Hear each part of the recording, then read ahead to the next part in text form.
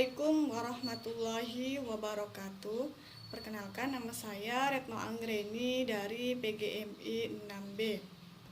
Nah, di sini saya akan menceritakan sedikit kisah tentang Nabi, yaitu Abu Bakar yang rela tergigit ular demi Rasulullah. Nah, di sini saya akan berpantun terlebih dahulu, yaitu main HP setiap hari, internet pun dipilih hati. Singkat kata ku teladani, dengan bismillah ku awali. Naik kereta ke bukit tinggi, jalan menanjak berhati-hati. Jauh di mata, dekat di hati, itulah tanda sahabat sejati. Ayam bumbu hendak dibakar, lebih enak jadi pepesan. Gampanglah jika hanya mengajar, tapi tak mudah jadi teladan. Abu Bakar adalah orang yang merupakan sahabat Rasulullah Shallallahu Alaihi Wasallam yang sangat istimewa.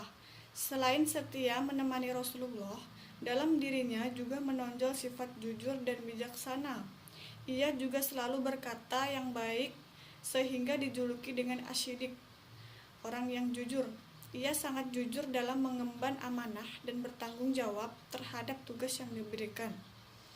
Nah, sahabat semua yang berbahagia, kenapakah Abu Bakar itu dan bagaimana kisahnya? Untuk mengetahui cerita selengkapnya, mari kita dengarkan bersama-sama. Abu Bakar adalah seorang pelajar, pandai menulis dan membaca, serta menyukai puisi. Bahkan Abu Bakar diceritakan bisa menghadiri pameran tahunan di UKAJ dan ikut berpartisipasi dalam sinopsis puisi.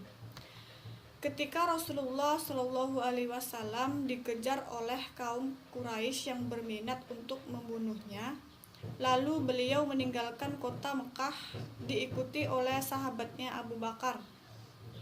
Nah, Abu Bakar begitu setia menemani Rasulullah sampai bermalam di gua itu. Nah, kemudian Rasulullah dan Abu Bakar pun bersembunyi di gua Sur atau di bukit Sur tersebut. Sebelum beliau memasuki gua, Abu Bakar sebagai orang gurun yang tidak akan mengerti bahwa apakah akan ada lubang dan bebatuan di gunung yang kosong itu. Nah, pasti ada ular berbisa di lubang itu. Nah, kemudian Sayyidina Abu Bakar lalu masuk ke dalam gua tersebut dan menemukan lubang di sana.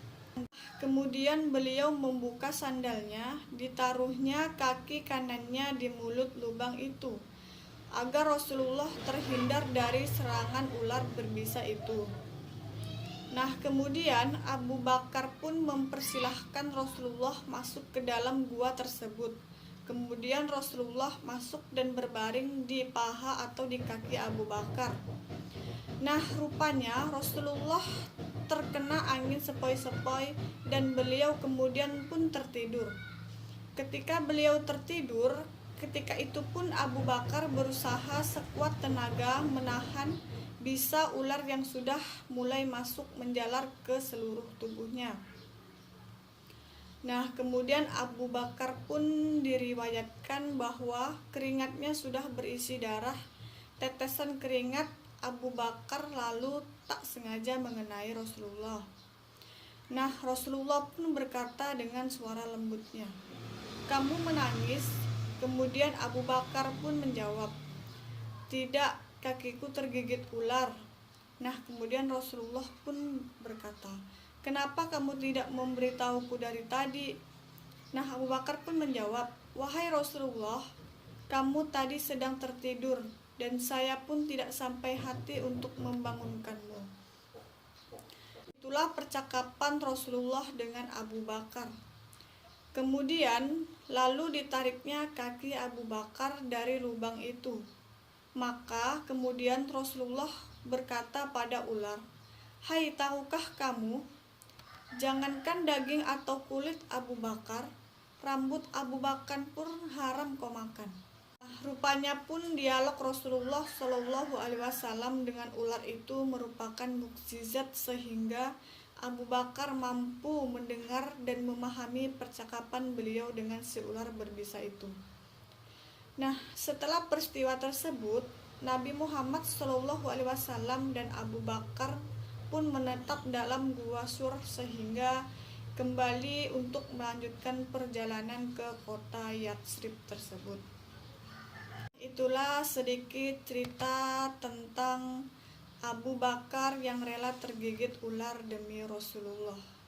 Kisah ini bisa kita jadikan pelajaran bahwa persahabatan bukanlah tentang siapa yang kamu kenal paling lama, tetapi tentang dia yang datang di kehidupanmu dengan keadaan suka dan maupun duka. Nah, sebelum mengakhiri cerita ini, saya akan berpantun terlebih dahulu. Rumah megah dari bata, pelayan banyak, rumah bersih. Tak dapat berpanjang kata, cukup sekian dan terima kasih. Wassalamualaikum warahmatullahi wabarakatuh.